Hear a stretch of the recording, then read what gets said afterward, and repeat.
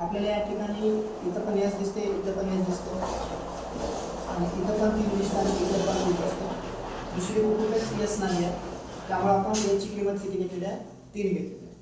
त्यानंतर आपल्याला आर बघा, आरला इथे एक आर आहे आणि या ठिकाणी एक आर आहे, इथे एक 2 आहे आणि याच्यामध्ये पण इथं 2 आहे. आरची किंमत किती आहे? इथं 2 आहे. नंतर ए, इथं पण ए आहे, इथं पण ए आहे, इथं पण ए आहे. तिन्ही ठिकाणी कोण सारखा आहे? 7. पण त्याच्यासाठी काय आलेलं आहे? 7 आलेलं आहे. त्यानंतर आय डी, या ठिकाणी पण आय डी आहे आणि या ठिकाणी पण आय डी आहे. आता आपण 3 आणि 7 आधीच कटली होती, मग त्या दोघांसाठी काय? 5 आणि 8. आपण इथं काय घेतलं? 5, 8. पी, आता या ठिकाणी आय डी काढल्यानंतर याची किंमत काढल्यानंतर राहिलेला अंक कोण आहे? आता इथं 6 आहे. राहिलेला अंक किती घेतले आपण? 6. या ठिकाणी आपल्याला ओ आणि यू राहिलेले दिसते. मग या ठिकाणी पण 2 अंक आहेत. कोण कोण आहेत? 1 आणि 4. तेच आपण इथं 1, 4 म्हणजे इथे किती घेतले आपण? 14. आपल्याला अजून एक संख्या दिसते इथं एफ ई. एफ ईचे तिथं राहिलेले कोण आहेत? 9 आणि 0. म्हणून आपण काय घेतलं इथं? 9 आणि 0.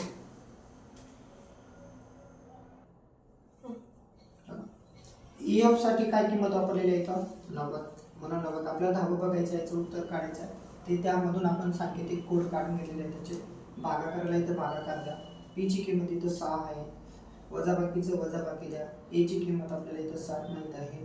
त्यानंतर इथं गुणाकाराला गुणाकार द्या आणि आर ची किंमत किती आहे? इथं 2 आहे. प्लसला प्लस द्या आणि एच ची किंमत किती आहे? इथं 3 आहे. आपल्याला गणित करत असताना सर्वप्रथम भागाकार करायचा, त्याच्यानंतर काय करायचं? गुणाकार करायचा. इथे केल्यानंतर याचा भागाकार 6 1 6, इथे उरले किती? 3. 6 5 30. वजाबाकीला वजाबाकी द्या आणि ह्या दोघांचा गुणाकार इथे 14 आला. प्लसला प्लस द्या, 3 ला 3. अगोदर आपण आता बेरीज करून घेऊया. 15 प्लस 3 इथे घेतले आपण 18. 18 मायनस 4 इज इक्वल टू 4. तर आपल्याला याचं उत्तर काय आलं? आता 4 साठी अंक कोणता वापरलेला आहे?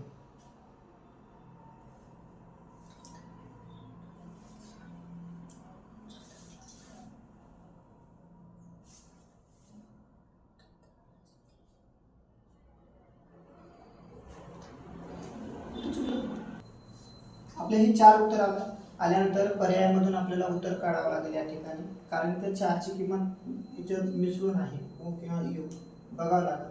मग त्याच्यानंतर आपल्याला पर्याय दिलेले बघा. 1 नंबरचं पर्याय काय दिलेला आहे? ओ दिलेला आहे, हा बी येत नाही. 2 नंबरचं पर्याय दिलेला आहे किती? यू, हे पण पर्याय येत नाही. आणि नंबर 3चं उत्तर पर्यायाचं उत्तर दिलेलं काय दिले? ओ यू, हे पण याचं उत्तर येणार नाही. आणि नंबर 4चं काय? ओ किंवा यू, याचं उत्तर काय असेल? 4.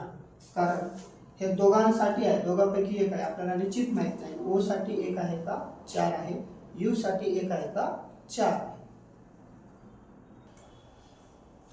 सांकेतिक भाषेत P R O U D हा शब्द कसा दर्शवायचा ह्या याच्यावर बघायचं. पी ची किंमत किती इथं? 6. नंतर आर ची किंमत किती इथं? 2. ओ यू ची किंमत किती आहे तिथं? 14. आणि डी ची किंमत किती? तर डी ची काय घेऊ शकतो आपण? तर डी दिलेला आहे, तर डी कशात आहे? कंबाईनमध्ये. म्हणजे याचा अर्थ डी साठी 5 किंवा आपण 8 वापरू शकतो. तर याचे पर्यायानुसारच आपल्याला जावं लागेल. इकडे पर्यायामध्ये जात असताना पहिला पर्याय किती आहे बघूया आपण. 62 15 4. 62 15 4. नंबर 2चा 62 14 5. 62 14 5. 61 24 5. 61 24 5. नंबर 4चा 62 51 4. 62 51 4. या ठिकाणी आपण तुलना करून काढूया. 6ला प्रत्येक ठिकाणी 6च आहे, नंतर प्रत्येक ठिकाणी 2 आहे. नंतर आपल्याला किती उत्तर पाहिजे? 14. पण इथे किती आहे? 15. इथे किती आहे? 14. इथे किती आहे? इथं देखील चुकलं, इथं पण नाही. उत्तर पण असेल इथं 5 पैकी पण 8 तर दिसतच नाही. उत्तर काय असेल? पर्याय क्रमांक. आता आपण 12व्या नंबरचं पाहूया. 12 नंबरला इथं काय म्हणजे 2175 साठी कोणता शब्द दर्शवतात आपल्याला ते काढायचं आहे. तर 2 साठी काय आर आहे. अजून पुन्हा बघा, आता पुन्हा इथं किती आहे? 1 आहे. 1 साठी काय वापरू शकतो आपण? ओ किंवा यू. 7 साठी काय आपलं? ए. त्यानंतर एस साठी किती आहे इथं? किंवा 5 साठी किती काढायचं आपल्याला? 5 साठी पण आपल्याला इथे 2 अक्षर दिलेले आहेत. काय काय दिले आहेत? आय आणि डी. तर या ठिकाणी आपल्याला इथं बघितल्या.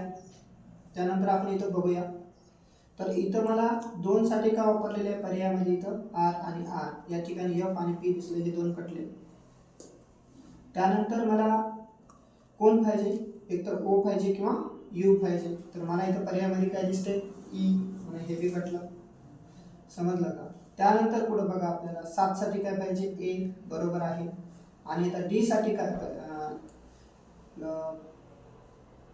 5 साठी काय पाहिजे? आय पाहिजे का डी पाहिजे? तर या ठिकाणी आपल्याला आय दिलंच नाही, याचा अर्थ डी. तर कोणतं उत्तर बरोबर असेल?